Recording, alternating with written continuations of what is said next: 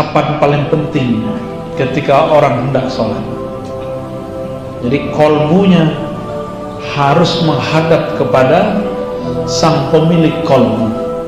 Siapa yang memiliki kolbu? Allah. Supaya kolbunya nggak lari kemana-mana. Ya. Kenapa kolbu itu bergerak liar? Karena dia tidak mendekat kepada yang menggerakkan. Ini ma'rifat qalbiyah. Dan kolbu itu hanya dicipta untuk nama Allah.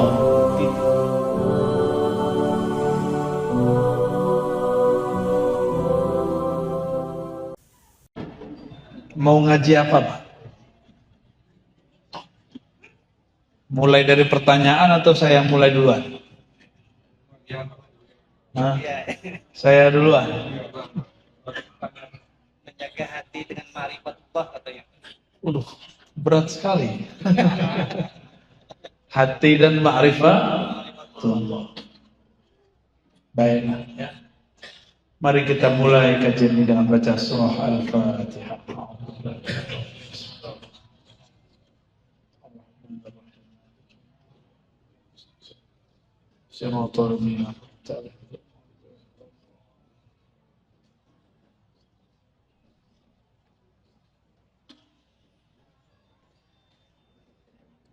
Apabila kita sholat kiblatnya ke Ka'bah,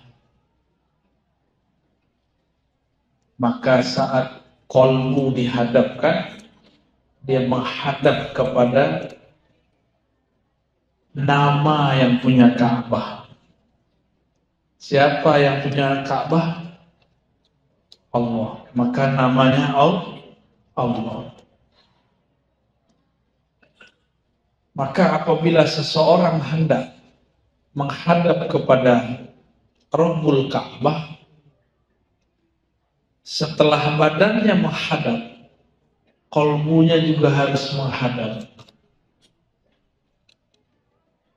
Ini cara sholat. Kolbunya dihadapkan kepada nama yang punya Ka'bah. Bagaimana caranya? Disitulah pentingnya bimbingan zikir talqin dari guru. Supaya nama Allah masuk ke dalam qalbu. Ya. Maka disebutlah nama Allah. Lafaz Allah itu jika benar dia tulus, qalbunya tulus, nggak mesti suci. Saya sangat tidak percaya ada hati yang benar-benar suci. Enggak percaya. Hatta Nabi Muhammad merasa dirinya tidak suci. Beliau mengatakan, innahu la yughanu ala qalbi. Sesungguhnya kalbuku ada ghaibnya. Ghaib itu cahaya. Tapi bagi seorang Nabi, kalbu tertutup cahaya itu sudah masih dianggap masalah. Sedangkan kalbu kita ditutupi oleh kegelapan. Lebih masalah lagi.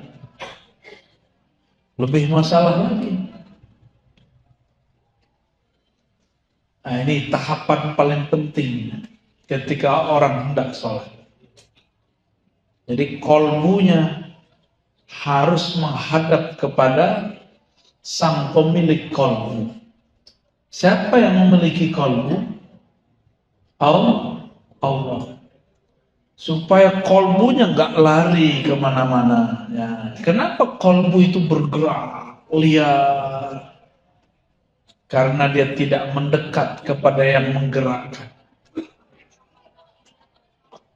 Yang menggerakkan kolbu Allah. Semakin orang mendekat kepada Allah, semakin kolbunya tenang. Menjauh semakin begini. Ini rumusnya. Jadi kenapa kolbu kita berubah-ubah? Karena kita menjauh dari yang membolak-balik kolbu. Tapi pernahkah Allah yang membolak-balik kolbu jauh? Allah tidak pernah jauh. Kita yang merasa jauh. Kita yang merasa iman naik dan turun. Allah dengan naiknya iman kita tidak bertambah mulia. Dengan turunnya iman Allah pun tidak hina. Jadi nggak ada urusan Allah sama iman kita naik atau iman kita turun. Ini ma'rifat qalbiyah. Dan qalbu itu hanya dicipta untuk nama Allah. Titik. Coba diulangi. Qalbu hanya dicipta untuk nama Allah. Titik. Udah. Isilah dengan cincin, nggak suka dia. Isilah dengan perempuan, dengan laki-laki, nggak masuk. Gelisah. Maka kalau seorang suami memasukkan nama istri ke kalbunya, dia akan gelisah, dia akan cemburu buta.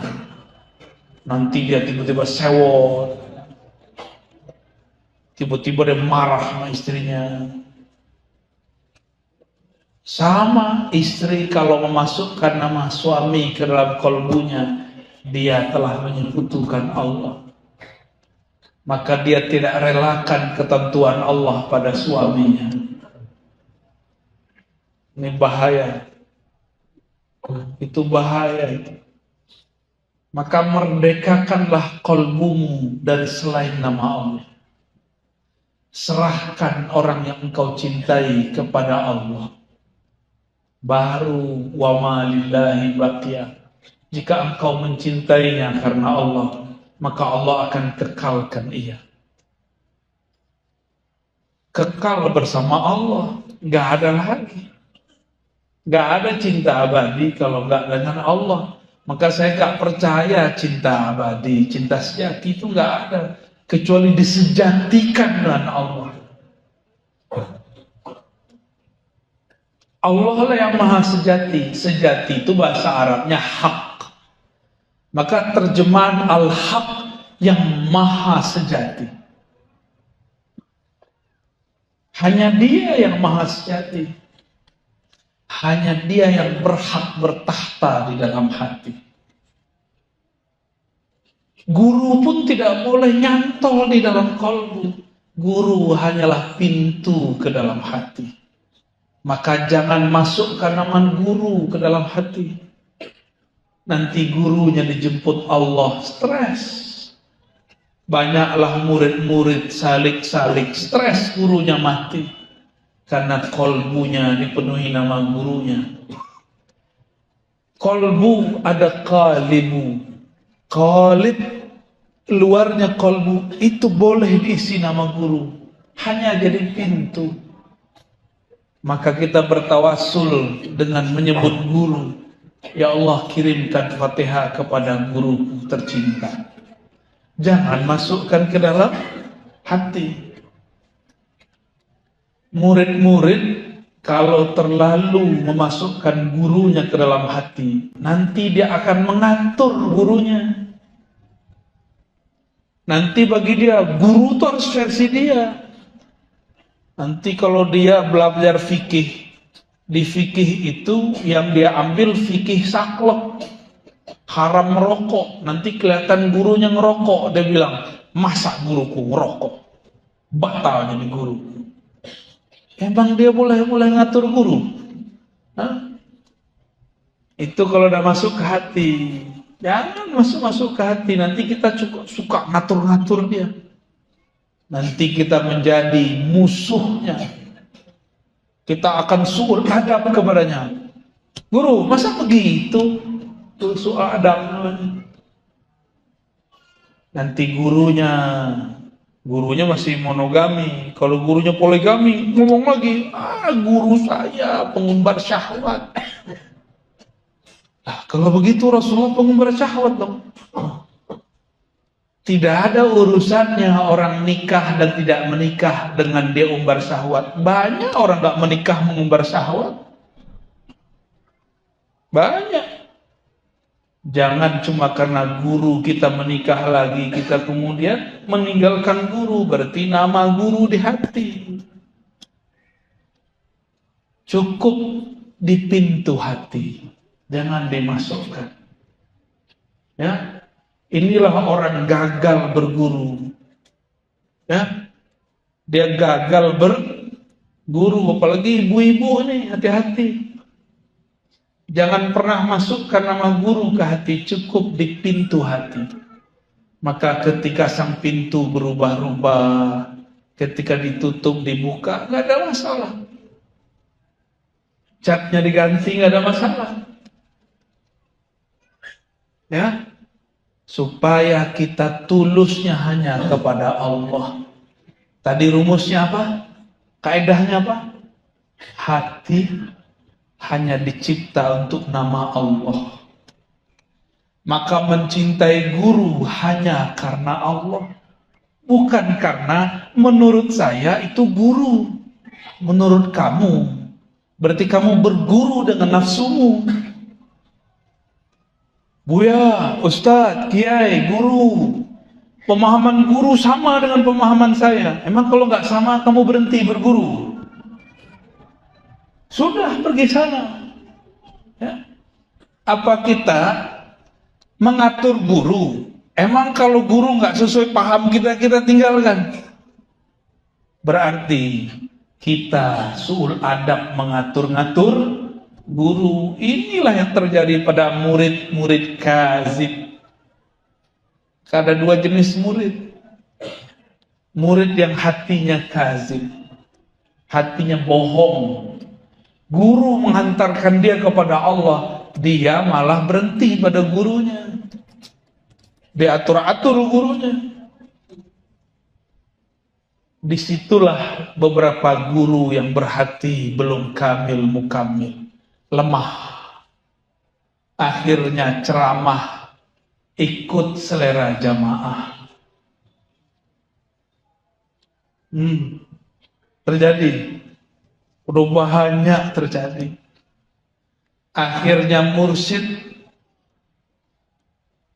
ikut selera orang-orang yang nguntit kepadanya. Akhirnya guru tidak punya pendirian. Yang penting jamaah senang. Itu sama dengan orang dagang bisnis. Yang penting konsumen enak, tenang. Yang penting tetap diundang. Yang penting ilmunya dibeli terus. Nauzubillah min dzalik. Ya. Wa ma lillahi baqiya. Yang karena Allah pasti kekal.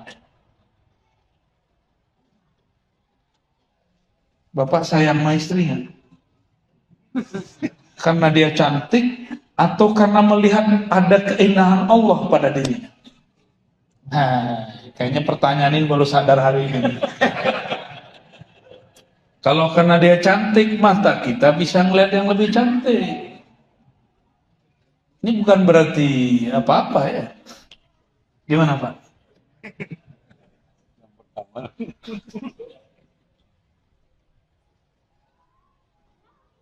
Pasangan yang kekal itu yang dia memandang pasangannya lebur dalam cinta Allah. Gak ada lagi cinta dia. Baru nanti berpasangan di surga. Kalau enggak, dia tidak akan berpasangan di surga. Mau sampai masuk surga, maka lepaskan namanya dari kolbu, masukkan nama Allah. Baru sertakan nama dia di luar kolbu. Ya. Jadi kolbu hanya dicipta untuk nama Allah. Kolbu kita sudah tergadai lama. Makanya baru saja takbir pikiran sudah kemana-mana. Baru saja baca zikir, pikiran tidak bisa konsentrasi. Karena kolbu sudah tergadai dengan dunia. Benarlah kata Rasulullah, sungguh lelah hamba-hamba dunia. Sungguh tersiksa hamba-hamba duit. Apalagi hamba-hamba popularitas. Capeknya bukan main.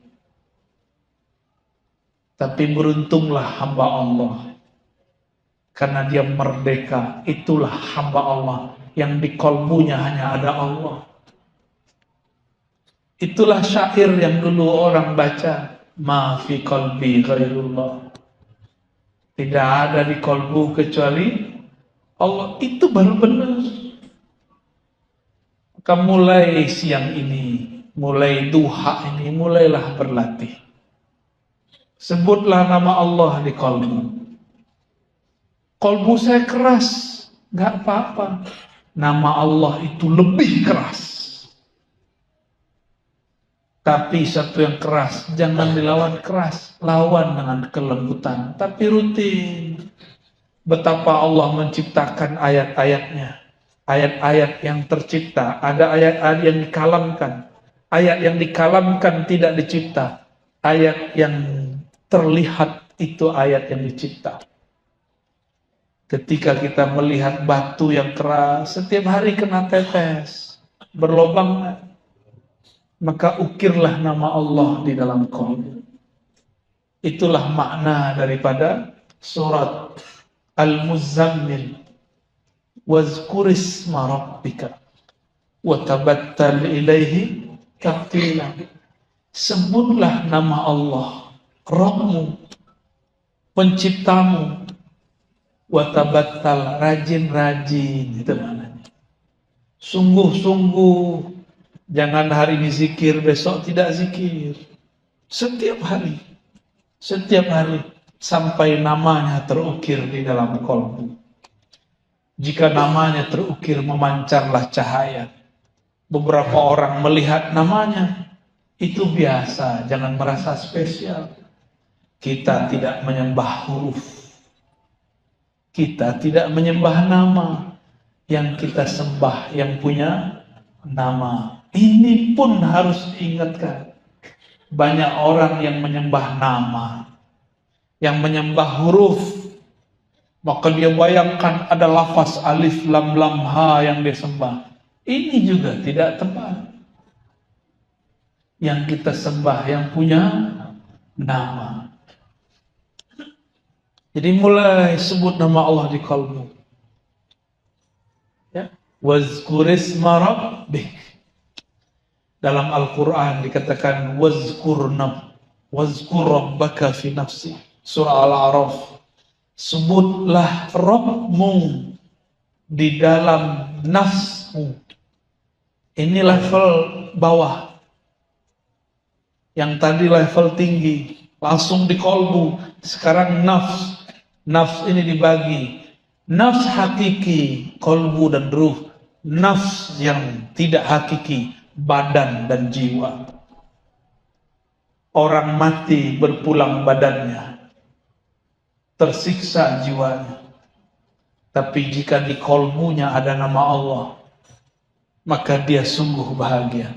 Dia akan dipulangkan kepada yang punya nama, Allah Subhanahu wa ta'ala. Dimulai. Apa kata baginda Rasul sallallahu alaihi wasallam? Innallaha harrama 'alan nar. Sesungguhnya Allah mengharamkan terhadap api neraka. Hadis Imam Bukhari. Kepada siapa diharamkan? Man qala la ilaha illallah. Kepada orang yang dia membaca la ilaha illallah, bukan dari lisannya, tapi min qalbihi, dari kalbunya, atau min nafsihi, atau dari jiwanya. Yang sudah ikut talqin waktu di Kiram, nah, amalkan. Yang belum, cari guru sendiri lagi ya. Karena saya mentalkin itu nunggu isyarat juga. Kalau orangnya sudah nol semua, tiba-tiba kita bisa mentalkin.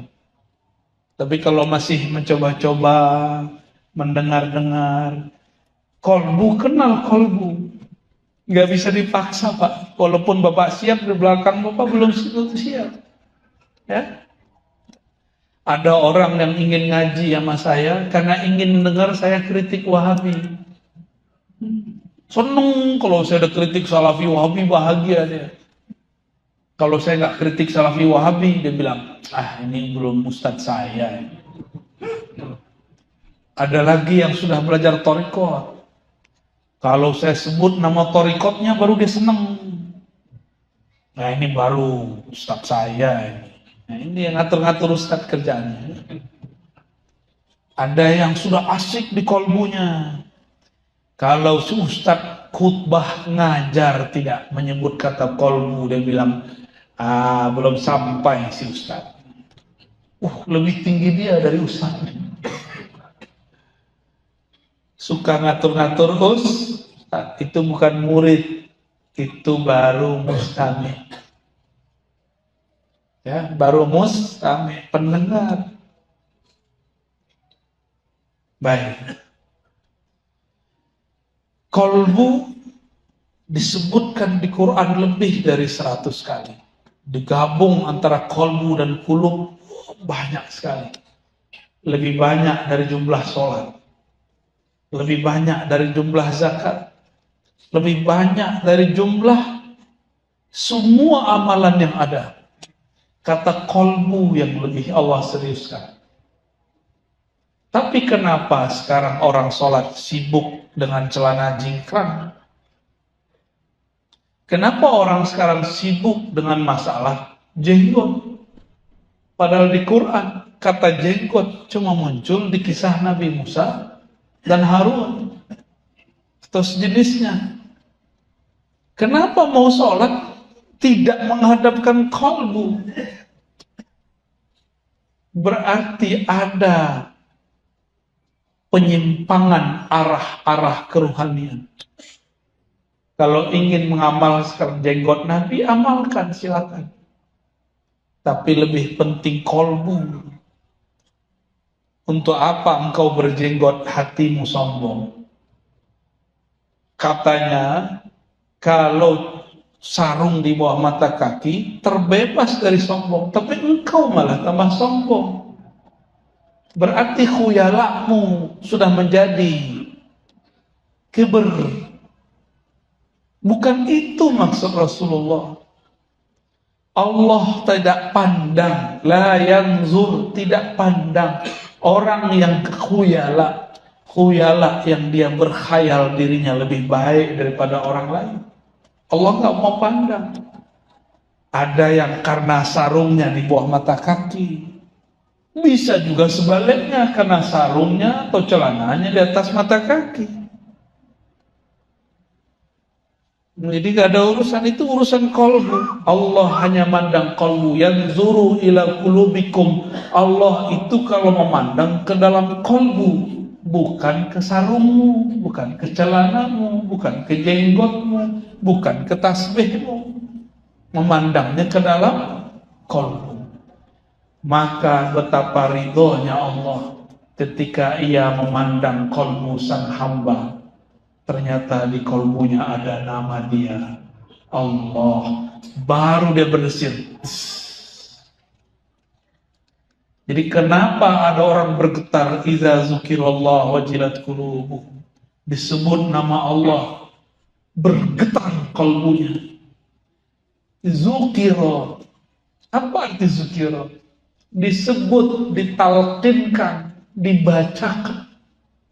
Maka orang yang tidak dizukirkan tidak akan bisa merasakan getaran yang dahsyat itu. Ya, berarti zukiro ada muzakirnya. Inilah yang disebut mursyid, guru. Tapi ingat, mursyid bukan segala-galanya. Mursyid itu hanya pintu menuju Allah. Di atas mursyid ada mursyid lagi, di atas mursyid ada mursyid lagi. Jangan terlalu mendewa-dewakan guru. Ya, ini fenomena ini. Ya, banyak orang mendewakan guru. Tapi di luar sana ada orang tidak mendewakan guru, tapi mendewakan pemahaman guru. Beda dengan paham gurunya, dia tolak. Sama, mau dia sufi, mau dia salafi.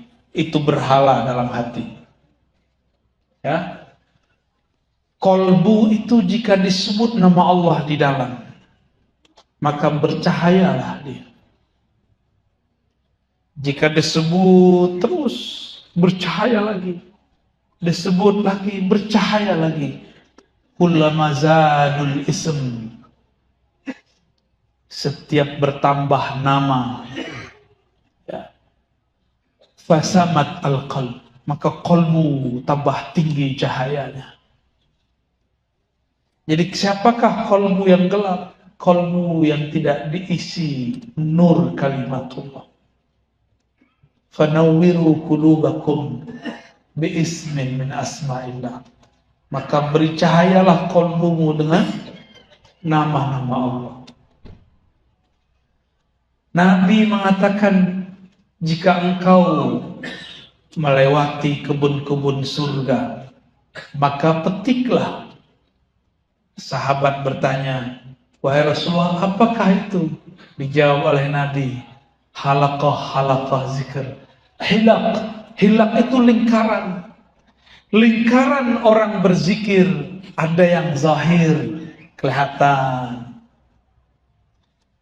Tapi yang berzikir itu badan atau kalbu? Maka sebenarnya hilak, lingkaran itu ada di dalam kalbu. Maka orang yang sudah mempunyai taman-taman surga di kalbunya, satu orang itu sudah sama dengan 1000 orang berzikir. Itulah sebabnya orang ini, jika ia didatangi orang lain, orang itu mendapatkan manfaat dari bertemu dia. Itulah kenapa ada guru, taman surganya kuat untuk kuota 1 juta orang, kuat untuk kuota 10 juta orang, kuat untuk kuota berapapun orang memetik nama Allah dari kalbunya, tidak pernah habis. Itulah makom-makom guru.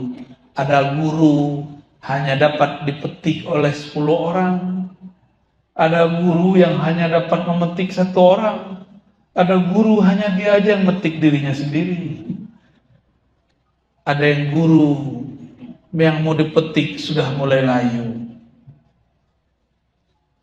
Ada guru badannya sudah terkubur di tanah, tapi ruhaninya masih berbuah.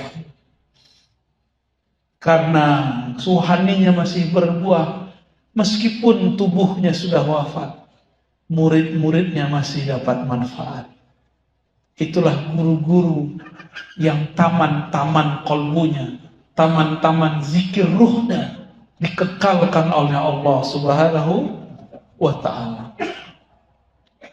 Beruntunglah orang bermursyid, Allah akan selalu kasih dia irsyad. Beruntunglah orang berguru, maka qalbunya akan tertuju kepada Allah yang dimaksud. Jadi taman-taman hakiki di mana? Di qalbu. Karena kita belum jadi taman, marilah kita memetiknya. Memetiknya dari kalbu para guru. Ada guru yang dipetik buahnya sebelum buahnya matang. Sekali dipetik, murid-muridnya bilang nggak enak, maka muridnya nggak datang lagi. Tapi iklan dan promonya tinggi, tetap saja ada yang datang. Ketika ditanya kenapa pahit Tuan Guru, oh ini jamu. Sebenarnya memang dianya pahit. Paham ilustrasinya? Ada orang jadi guru sebelum matang, belum diizinkan gurunya sudah tampil, belum matang buahnya dia sudah jual. Akhirnya orang cuma mau beli sekali. Kata dia, ini sudah matang, kita coba, belum matang. Ada yang sudah matang, kematangan. Paham? Kalau kematangan pas dibelinya sampai di rumah busuk. Kata orang, aku tak mau beli lagi.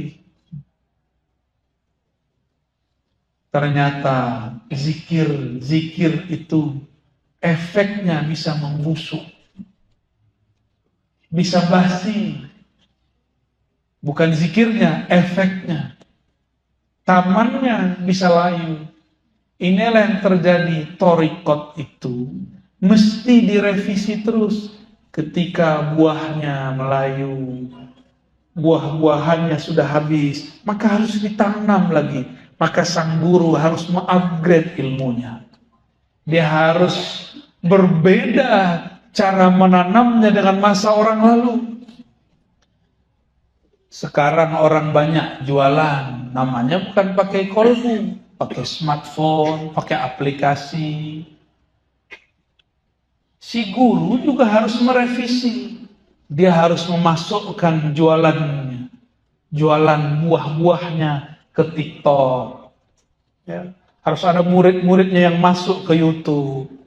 Harus ada sahabat-sahabatnya yang mengenalkan ke Facebook. Dan zikirnya juga harus disederhanakan. Karena zaman sudah berubah. Sekarang apa aja tinggal pencet-pencet datang makanan ke rumah. Betul? Lebih canggih dari zaman Sayyidatuna Maryam. Sayyidatuna Maryam doa dulu, ya Allah, baru turun. Dikirim oleh ojol food. Tapi dari malaikat. Kalau sekarang nggak perlu pakai malaikat, ketinggian, pencet-pencet, datang makanan, benar. Mau beli apa aja bisa, beli mobil aja bisa online, beli rumah pun bisa online. Ada nikah online, gawat. Ada murid online sekarang, boleh, harus diterima. Maka saya membolehkan orang ngaji online, yang penting dia ikut akun yang sahih. Ya, akun kami dikelola oleh Sidi Musa dan kawan-kawan, tidak berbayar. Ya, jadi kalau ada akun-akun ribat berbayar, itu bukan akun kami, itu akun bodong. Kalau ente mau berdakwah, tulus aja kepada Allah. Ya, tinggal minta izin, kita izinkan kok. Jangan memalsukan nama. Ya. Jika memalsukan atas nama Nabi, falitabawwa maq'adahu minan nar. Memalsukan atas nama seorang guru, ya, mirip-mirip lah walaupun tidak nar. Gak sampai nar, tapi mirip-mirip. Oleh gurunya bersanad ke Rasulullah SAW. Hati-hati ya. Kita nggak pernah larang orang ambil video kita, nggak pernah. Ambil silakan. Karena niat kami memang untuk menyebarkan sebanyak-banyaknya.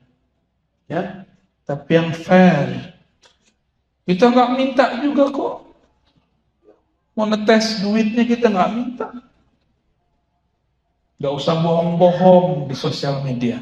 Ya, maka jangan heran. Nanti juga di dalam dunia thariqah, dalam dunia tasawuf juga begitu. Dalam dunia kolbu, ada mursyid-mursyid bodong. Seperti akun-akun bodong, sama. Hati-hati, masuk ke mimpi, masuk ke sosial media, sama. Jadi kolbu ini, suara apa itu? Kolbu orang istighfar ya.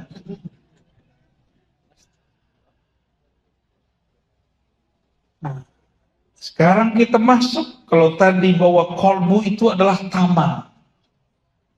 Siapa yang kolbunya sudah menjadi taman, barulah dia didatangi oleh orang-orang yang hendak hiburan. Maka bertemu guru itu lebih indah daripada main-main di laut. Bertemu guru yang kolbunya sudah jadi taman-taman rohani, lebih syahdu daripada di pegunungan. Bertemu guru yang kolbunya sudah menjadi hutan belantara asma-asma Allah, lebih asik daripada berkemah di tengah hutan. betul-betul indah. Tapi jangan terjebak pada guru. Pujilah zat yang memuliakan guru. Jika Allah izin, maka nama masuk ke dalam qalbu. Nama masuk ke dalam qalbu. Ciri-ciri Allah membantu seorang hamba, maka Allah membantunya membaca namanya. Yang mana namanya jika disebut, itu langit bisa pecah. Planet-planet itu berbenturan. Gunung-gunung bisa hancur. Bumi pun bergetar. Tapi Allah izinkan masuk ke dalam qalbu. Berarti qalbu manusia lebih kuat daripada langit dan bumi. Inilah rahasia kenapa Rasulullah bisa kuat naik ke aras. Itu rahasianya. Karena qalbu beliau lebih kuat daripada qalbu Sayyidina Jibril. Ya, itu rahasianya. Ketika beliau diusir, dicaci maki, beliau tidak balas mencaci maki. Jibril sudah marah. Ternyata Jibril itu gak penyabar juga, Pak. Ini rahasia kita ya. Maaf, kata Jibril. Pantas yang jadi Rasul itu Nabi Muhammad SAW yang punya sifat sidq. Malaikat Jibril dapat satu sifat itu, sidqun. Tapi malaikat Jibril tidak dapat sifat yang lain. Ya. Jadi Sayyidina Jibril dapat sifat sidqun, tapi tidak dapat sifat yang lain. Karena Sayyidina Jibril di saat Al-Azazil, malaikat yang kemudian dipecat, banyak berzikir tapi tidak mau mengenal nama yang digandengkan dalam zikir. Di saat itulah Sayyidina Jibril menyebut nama Muhammad. Maka dia membenarkan Nabi Muhammad walaupun dia belum melihat nurnya. Tapi dia berselawat kepadanya sallallahu alaihi Muhammad. Ribuan tahun Sayyidina Jibril berselawat, baru dia melihat nur Muhammad sallallahu alaihi wasallam. Maka dia menunggu bertahun-tahun, ribuan tahun, kapan lahirnya sang cahaya ini. Di saat dia lahir, baru hamil nih, Allah kabari, Jibril, tuh Aminah namanya, dia sedang mengandung cahaya yang kau salawati. Maka setiap malam malaikat Jibril turun melihat Aminah, nungguin apa gerakan yang ada dalam perut Aminah. Sesekali diizinkan Allah mengabarkan, wahai Aminah, jika itu anak lahir, namakan Muhammad. Itu Jibril nungguin. Coba pernah mimpi ketemu Jibril nggak, Pak? Enggak, belum ya. Tapi ada orang nggak ketemu Jibril mengatakan Aminah musyrik. Ya, dia nggak musyrik, yang ngomong ini nggak musyrik, tapi ketemu Jibril belum pernah. Paham maksud saya apa? Kira-kira kalau ada kiai sekarang mengatakan saya bertemu Jibril, itu wali bukan? Wali bukan? Hah? Mungkin lah, Pak. Mungkin. Jibril kan masih turun. Masih turun. Tapi nggak wahyu. Kan tidak ada dalilnya mengatakan Jibril nggak turun lagi. Jibril tidak bawa wahyu, baru benar. Tapi kalau turun ya. Jika ia turun kepada Sayyidatuna Aminah, Sayyidatuna Aminah dapat melihat Jibril, kira-kira Aminah siapa? Wali. Wali nggak? Antum wali nggak? Hah? Bisa ngeliat Jibril nggak? Wali murid. Nah, itu benar itu. Sayyidina Ibnu Abbas bukan mimpi, ro'a, melihat Jibril 2 kali. Makanya ilmunya Sayyidina Jibril ada pada Ibnu Abbas. Jibril itu kalau mau khatam Quran cukup 1 napas. 1 napasnya Jibril. Kita 1 napas Fatihah aja dibid'ahkan kawan. Dia nggak tahu kalau dalam hadis musalsal ada namanya musalsal Fatihah 1 napas. Ada musalsal Fatihah 1 nafas. Kata kawan dia nggak ngerti, ngapain itu bid'ah. Jadi bid'ah versi dia kalau dia nggak ngerti. Tuh suka-suka makan bid'ahnya ya. Guru saya Syekh Hasan itu saking marahnya, keselnya dibid'ah-bid'ahin sama anak muda. Kata beliau, kau nih kalau kentut kayak bunyinya bid'ah. Sampai begitu beliau marah. Tapi marahnya sambil canda. Ya. Gimana? Ada yang ketemu malaikat Jibril? Kalaupun ada, saya belum tentu percaya. Siapa tahu yang jin ngaku menjadi Jibril ya kan? Iya. Hah?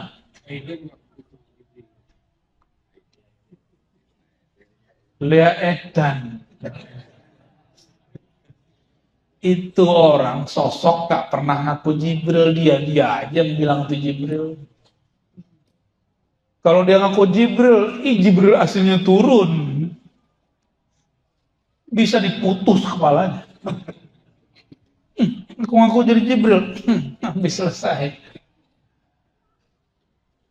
Sayyidina Jibril itu wiridnya sholawat, Pak. Sallallahu alaihi. Maka bernamalah sholawat Jibril. Ya. Jadi Jibril itu jadi Jibril karena sholawat. Makanya beliau dapat tugas untuk membawa wahyu ke qalbu Nabi. Wahyu syariat. Kalau wahyu hakikat langsung Allah turunkan ke qalbu Nabi. Wa innaka latulaqqal Qur'an min ladun hakimin alim, langsung ke qalbu Nabi. Tapi untuk hukum-hukum lewat Sayyidina Jibril. Untuk bab rahasia itu langsung antara Allah dan Nabi. Maka hijabnya Sayyidina Jibril itu Nabi Muhammad. Bukan Nabi Muhammad terhijab oleh Jibril. Jibril yang terhijab Nabi Muhammad.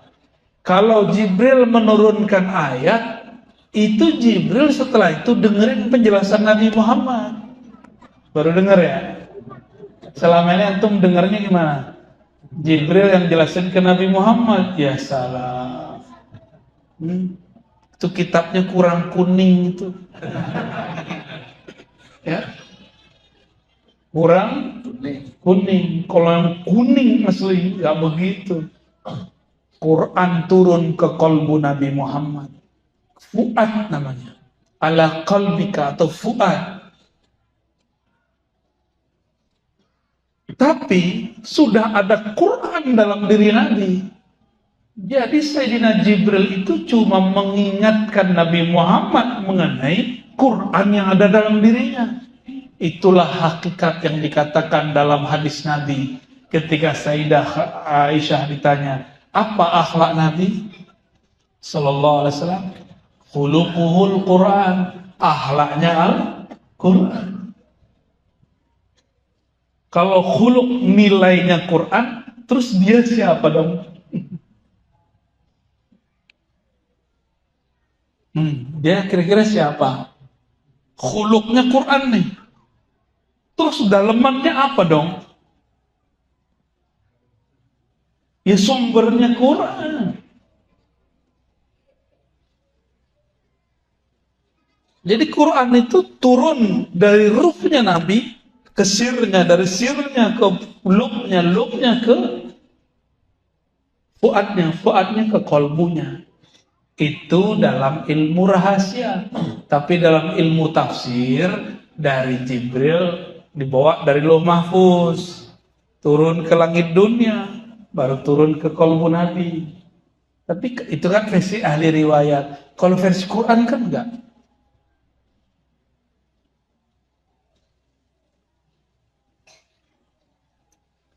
Allah menyebut Quran itu qara'a.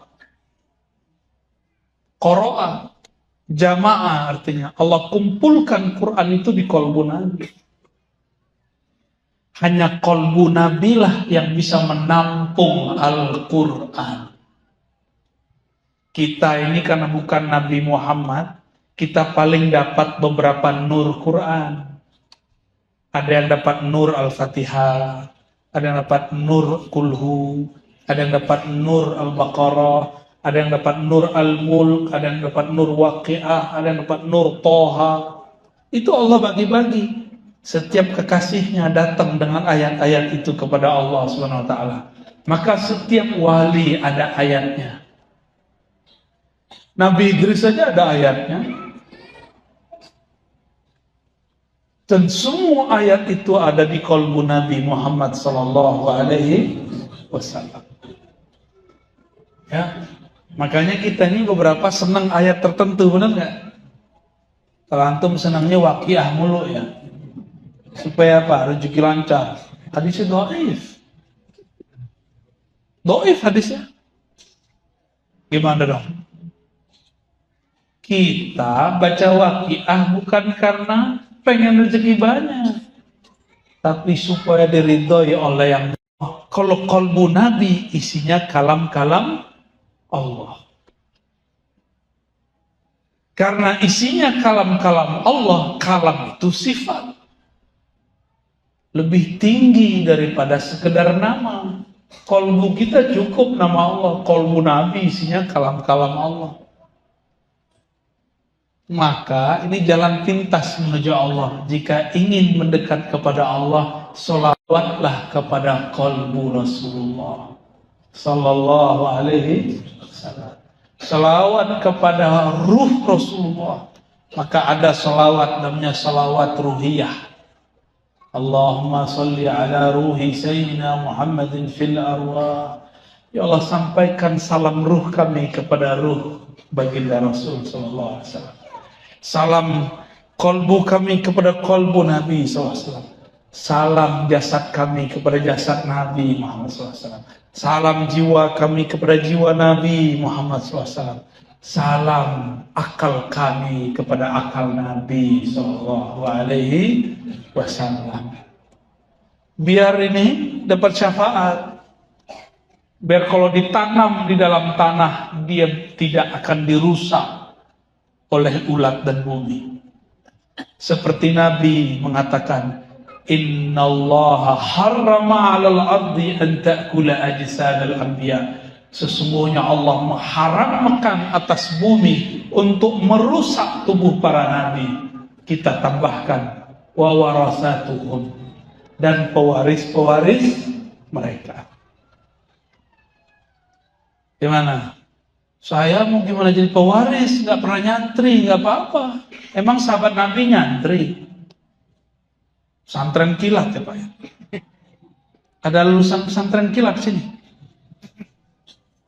Ya, bulan puasa ya. Maka Bapak Ibu yang hadir, poin saya tadi 3 itulah. Kolbu hanya dicipta untuk nama Allah. Yang kedua, taman-taman surga hakiki adalah kolbu para wali yang berzikir kepada Allah.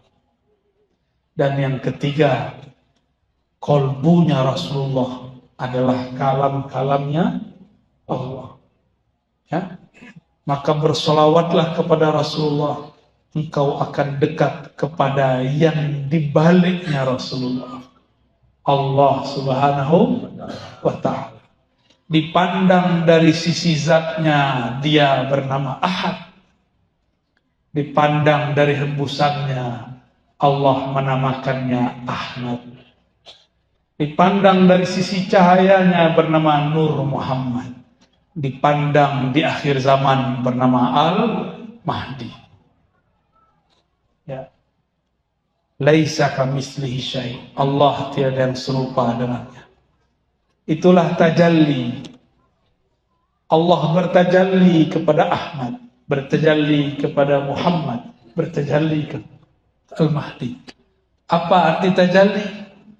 Allah menumpah ruahkan rahasianya kepada Ahmad. Yang Allah tumpahkan rahasia zat.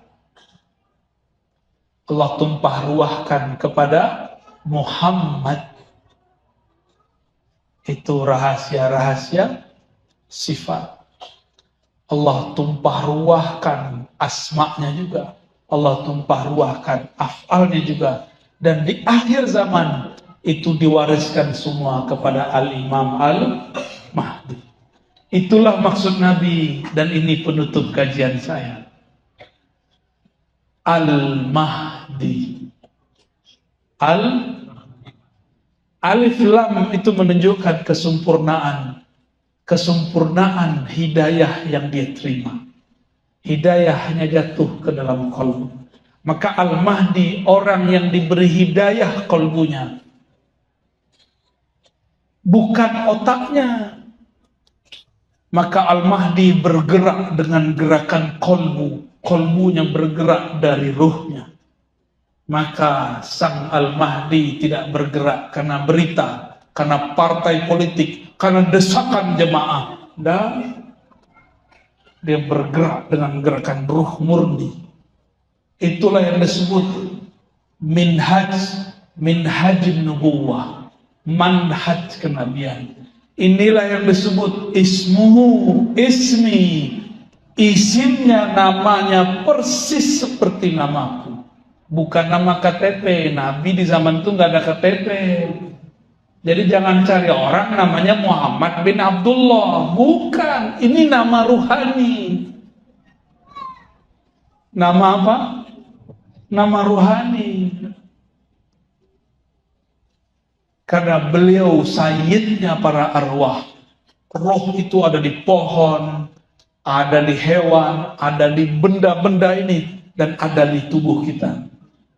Maka sang pangeran ruh Al-Mahdi bisa berdialog dengan alam semesta. Jadi dia bisa ngomong sama pohon, bisa ngomong sama kucing. Tentaranya nanti juga bisa berbicara dengan alam semesta, kecuali satu pohon namanya Gharqa.